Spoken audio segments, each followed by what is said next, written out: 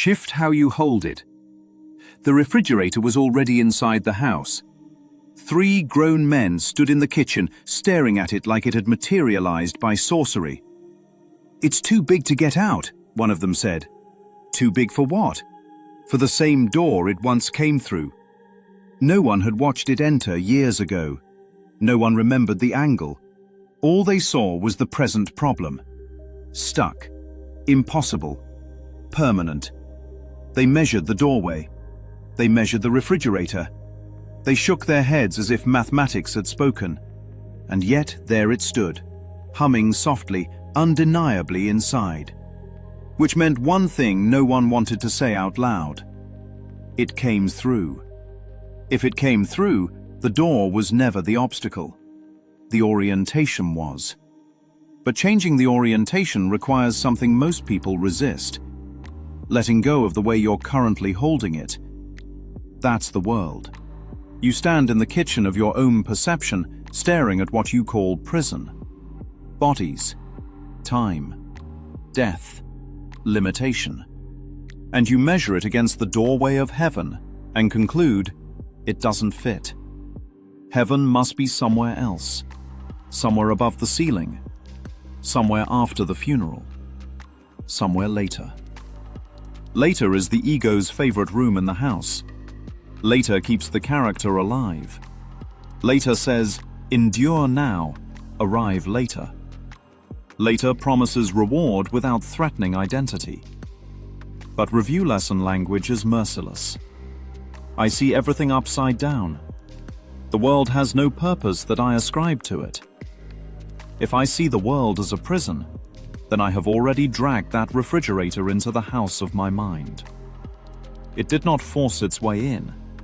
It was installed. And if captivity appears here, freedom cannot be elsewhere. Correction must occur exactly where the misinterpretation was made. Not in the sky. Not underground. Not after death. Now. That word is violent to the ego. Now means there is no payment plan, no installment schedule for salvation, no cosmic invoice waiting to be cleared. Who decided there was a price anyway? Is it suffering? Is it moral perfection? Is it death? No one can define the cost, yet everyone walks around feeling indebted. A debt with no number can never be settled. So the self you believe you are keeps negotiating, keeps postponing, keeps measuring the refrigerator against the door and declaring impossibility. Because if heaven is now, something ends. Not your life, your storyline. The Christmas morning self who believes it must earn the toy. Take that toy away, and the reaction is immediate. That's not fair. I didn't get enough time. I haven't paid the price. But what if the price was never sacrifice? What if the only cost is releasing the belief that you were trapped in the first place? That is not death.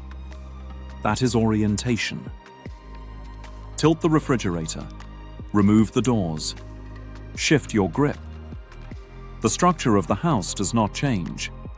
The doorway does not widen. The refrigerator does not shrink. Perception adjusts. Suddenly, what seemed immovable slides cleanly through the frame. The world does not transform into heaven. Its purpose does. The ego says the world proves separation. The Holy Spirit says the world is a classroom where separation is undone. Same walls, different use. Heaven is not somewhere else. It is what remains when later is withdrawn. Hell is not beneath the earth.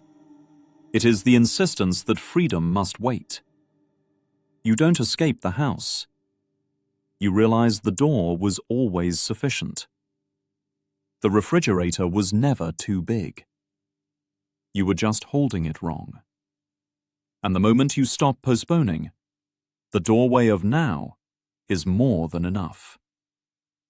Heaven was never outside the house. It was the correction of how you were looking at it.